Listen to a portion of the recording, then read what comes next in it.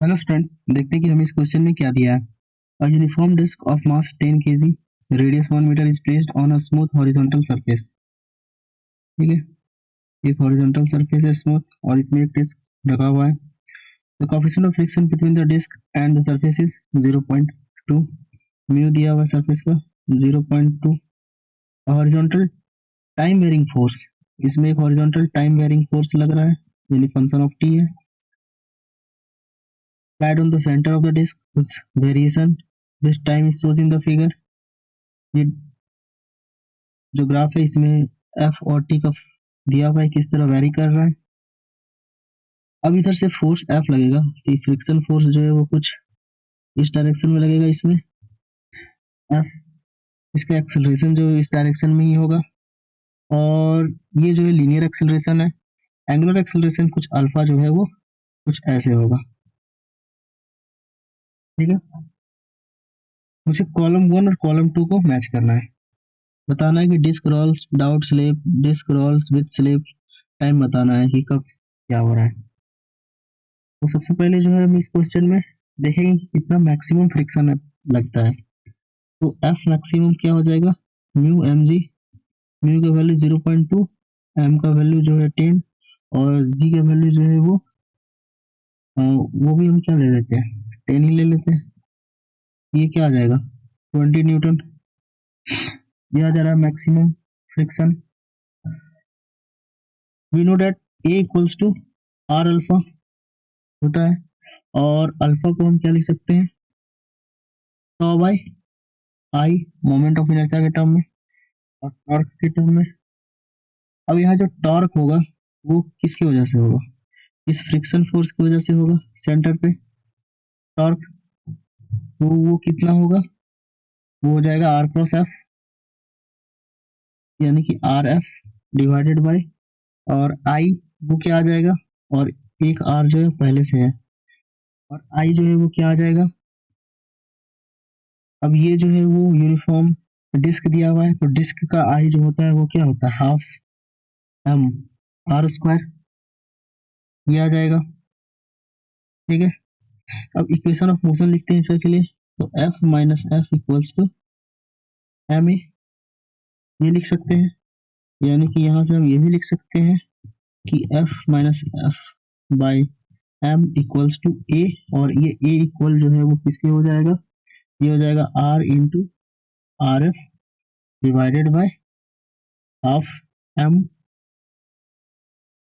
Are square के। ठीक है, तो यहाँ से क्या आ जाएगा, यहाँ से जब हम इसमें पुट करेंगे तो कैपिटल एफ जो है वो कैपिटल एफ ही रहेगा। ये फ्रिक्शन जो है मैक्सिमम 20 है, मास जो है वो 10 है, इक्वल्स टू, अब आर स्क्वायर कैंसिल हो गया, पर जो है वो बचा एफ, जिसका वैल्यू जो है वो 10 हम फाइंड किए हैं, और नीचे जो है वो हाफ इंटू एम, यानी कि हाफ इंटू 10, ये बचा। तो ये क्या आ जाएगा, यहाँ से हम देखेंगे तो एफ माइनस 20 इक्वल्स टू 40, ये आ जाएगा। और वो यहाँ से क्या आ जा रहा है, यहाँ से एफ जो है वो 60 न्यूटन आ जा रहा है। मतलब कि क्या बोल रहे हैं, एफ जो है वो 60 न्यूटन हो जाएगा when friction reaches its maximum value और स्लिपिंग स्टार्ट्स। मतलब जब हम मैक्सिमम फ्रिक्शन ले रहे हैं तो फोर्स जो है मेरा 60 न्यूटन आ रहा है, और इस समय जो है वो यहाँ तक स्लिप नहीं करेगा, इसके बाद जो है वो स्लिपिंग स्टार्ट हो जाएगा, क्योंकि इसके बाद फ्रिक्शन जो है वो और मैक्सिमम फ्रिक्शन जो है वो लिमिट क्रॉस कर जाएगा, तो उसके बाद अगर फोर्स लगाएंगे तो फिर वो स्लिप करने लगेगा बॉडी।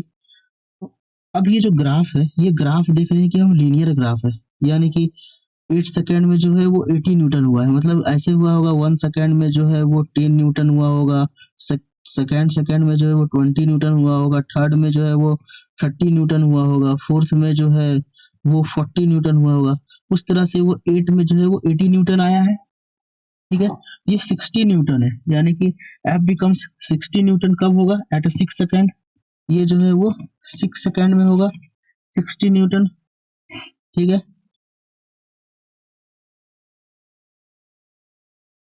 अब यहाँ जो कॉलम है वो है कि डिस्क रोल्स विदाउट स्लिपिंग। अब कब जो है वो बिना स्लिप किए रोल कर रहा था, तो अब हम देख रहे हैं कि वो जो 6 था सेकेंड, तब अब इसके बाद रोल करना स्टार्ट होगा।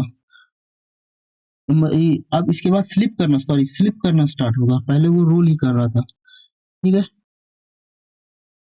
सेकेंड ऑप्शन है disc rolls with slipping. Third है डिस्क स्टार्ट स्लीपिंग। अब ये स्टार्ट कब कर रहा है, तो स्टार्ट जो है वो कर रहा है 6 सेकेंड में, कोई ऑप्शन नहीं है, नन हम डालना है इसमें। अब नेक्स्ट फाइंड करने के लिए हम क्या देखते हैं, तो थोड़ा इधर इरेज कर लेते हैं कुछ पोर्शंस को। नेक्स्ट थिंग जो फाइंड करना है वो हम देखते हैं कि जब फ्रिक्शन का वैल्यू जो है हम 10 न्यूटन लेते हैं, यानी कि एफ जो है वो 10 न्यूटन लेते हैं। ठीक है, तो एफ जब हम 10 न्यूटन लेंगे और इस फॉर्मूला में एफ 10 न्यूटन हम पुट करेंगे, अब मैक्सिमम वैल्यू हम फ्रिक्शन का नहीं ले रहे हैं, हम 10 न्यूटन ले रहे हैं, तो एफ माइनस 10/10 इक्वल्स टू, यहाँ से क्या आ जाएगा, यहाँ से आ जाएगा 10 डिवाइडेड बाय हाफ इंटू 10। ठीक है, यानी कि एफ जो आ जाएगा वो क्या आ जाएगा,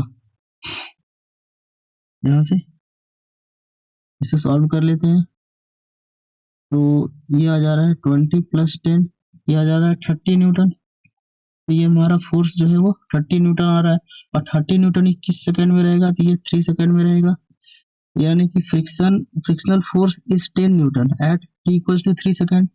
मतलब d का जो है वो क्या आ गया, q आ गया। तो यहाँ से जो है हमारे पास दो आ गए ऑप्शन, क्या क्या आ गया, पहला मेरे पास आ गया, यहाँ से जो मेरा निकला था, यहाँ से आ गया सी के लिए एस नंबर जो है वो नन होगा, क्योंकि जो जस्ट जो है वो स्टार्ट किया स्लिपिंग एट 6 सेकंड में, तो कोई ऑप्शन नहीं है। फ्रिक्शन फोर्स इज 10 न्यूटन, तो 10 न्यूटन कब हो रहा है, 3 सेकंड में हो रहा है, यानी कि क्यू, यानी कि डी के लिए क्यू।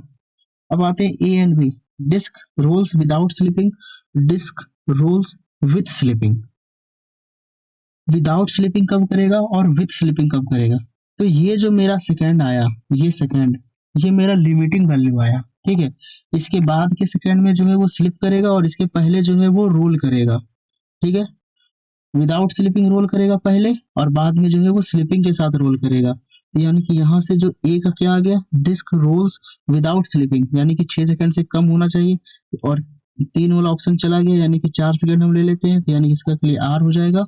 और बी नंबर में जो है वो अब 6 से ज्यादा सेकंड रहेगा तब वो स्लिप के साथ रोल करेगा, यानी कि बी के लिए जो है वो ऑप्शन जो है वो पी हो जाएगा। यहाँ से जो है वो कॉलम ए और कॉलम 2 जो है मैंने मैच कर दिया।